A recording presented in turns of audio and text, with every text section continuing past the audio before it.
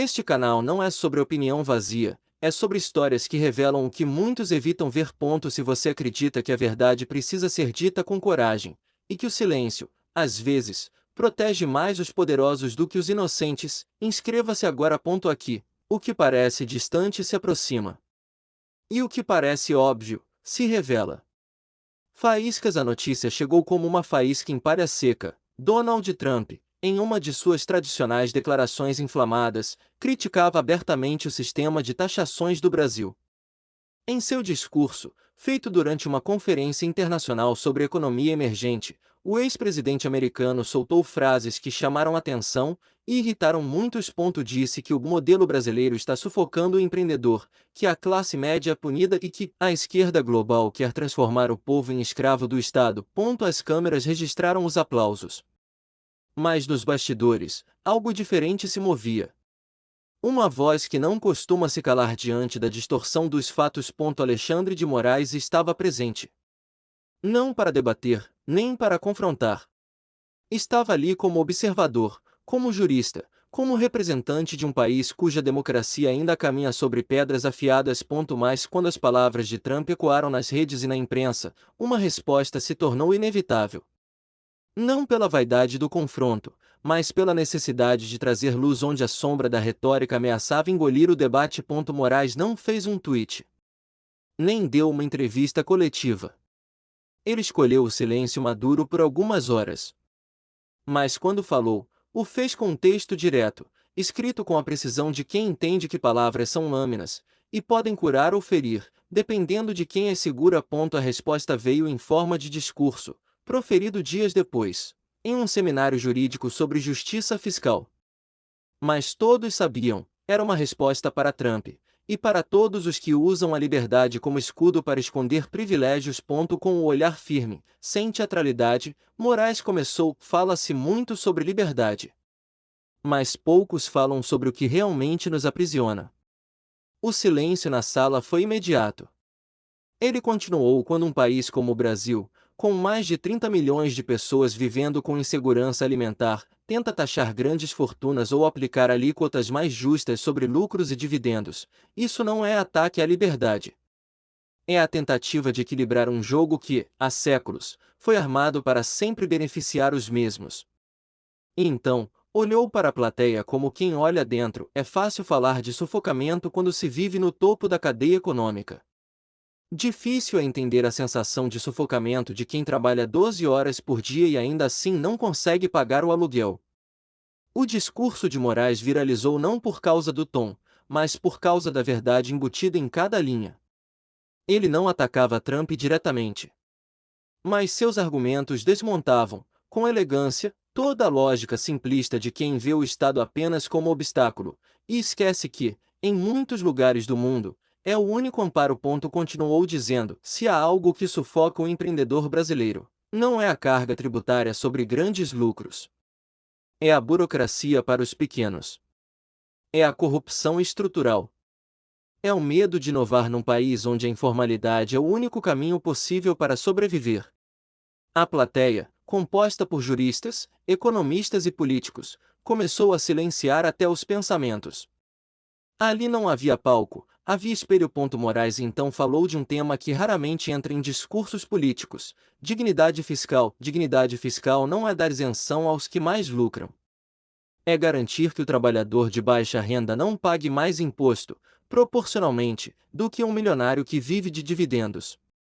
O Brasil, com sua estrutura tributária regressiva, onde o consumo é mais taxado que a riqueza, foi colocado sob os holofotes. Não como vergonha, mas como campo de batalha. Moraes propôs um modelo onde a justiça tributária fosse vista como extensão da dignidade humana. E então, quase sem levantar a voz, concluiu: a verdadeira liberdade não é pagar menos impostos. É viver em um país onde o sistema não é cúmplice da desigualdade. A frase percorreu o mundo. Não com a velocidade das polêmicas, mas com a força das ideias que incomodam porque são verdadeiras. Trump não respondeu. Seus assessores, quando questionados, disseram que o ex-presidente respeita todas as opiniões. Mas o silêncio foi interpretado como o que realmente era, um reconhecimento implícito de que ali, naquela resposta calma e firme, havia algo impossível de rebater. Alexandre de Moraes não buscava protagonismo. Ele buscava justiça. E o Brasil, mesmo com suas feridas abertas, foi lembrado não pela caricatura que tantos vendem, mas pela coragem de um homem que decidiu usar sua voz não para agradar, mas para educar. A notícia chegou como uma faísca em palha seca. Donald Trump, em uma de suas tradicionais declarações inflamadas, criticava abertamente o sistema de taxações do Brasil. Em seu discurso, feito durante uma conferência internacional sobre economia emergente, o ex-presidente americano soltou frases que chamaram atenção e irritaram muitos. Disse que o modelo brasileiro está sufocando o empreendedor, que a classe média é punida e que a esquerda global quer transformar o povo em escravo do Estado. As câmeras registraram os aplausos. Mas nos bastidores, algo diferente se movia. Uma voz que não costuma se calar diante da distorção dos fatos. Alexandre de Moraes estava presente. Não para debater, nem para confrontar. Estava ali como observador, como jurista, como representante de um país cuja democracia ainda caminha sobre pedras afiadas. Mas quando as palavras de Trump ecoaram nas redes e na imprensa, uma resposta se tornou inevitável. Não pela vaidade do confronto, mas pela necessidade de trazer luz onde a sombra da retórica ameaçava engolir o debate. Moraes não fez um tweet. Nem deu uma entrevista coletiva. Ele escolheu o silêncio maduro por algumas horas. Mas quando falou, o fez com um texto direto, escrito com a precisão de quem entende que palavras são lâminas, e podem curar ou ferir, dependendo de quem as segura. A resposta veio em forma de discurso, proferido dias depois, em um seminário jurídico sobre justiça fiscal. Mas todos sabiam, era uma resposta para Trump, e para todos os que usam a liberdade como escudo para esconder privilégios. Com o olhar firme, sem teatralidade, Moraes começou: fala-se muito sobre liberdade. Mas poucos falam sobre o que realmente nos aprisiona. O silêncio na sala foi imediato. Ele continuou: quando um país como o Brasil, com mais de 30 milhões de pessoas vivendo com insegurança alimentar, tenta taxar grandes fortunas ou aplicar alíquotas mais justas sobre lucros e dividendos, isso não é ataque à liberdade. É a tentativa de equilibrar um jogo que, há séculos, foi armado para sempre beneficiar os mesmos. E então, olhou para a plateia como quem olha dentro. É fácil falar de sufocamento quando se vive no topo da cadeia econômica. Difícil é entender a sensação de sufocamento de quem trabalha 12 horas por dia e ainda assim não consegue pagar o aluguel. O discurso de Moraes viralizou não por causa do tom, mas por causa da verdade embutida em cada linha. Ele não atacava Trump diretamente. Mas seus argumentos desmontavam, com elegância, toda a lógica simplista de quem vê o Estado apenas como obstáculo, e esquece que, em muitos lugares do mundo, é o único amparo. Continuou dizendo: se há algo que sufoca o empreendedor brasileiro, não é a carga tributária sobre grandes lucros. É a burocracia para os pequenos. É a corrupção estrutural. É o medo de inovar num país onde a informalidade é o único caminho possível para sobreviver. A plateia, composta por juristas, economistas e políticos, começou a silenciar até os pensamentos. Ali não havia palco, havia espelho. Moraes então falou de um tema que raramente entra em discursos políticos: dignidade fiscal. Dignidade fiscal não é dar isenção aos que mais lucram. É garantir que o trabalhador de baixa renda não pague mais imposto, proporcionalmente, do que um milionário que vive de dividendos. O Brasil, com sua estrutura tributária regressiva, onde o consumo é mais taxado que a riqueza, foi colocado sob os holofotes. Não como vergonha, mas como campo de batalha.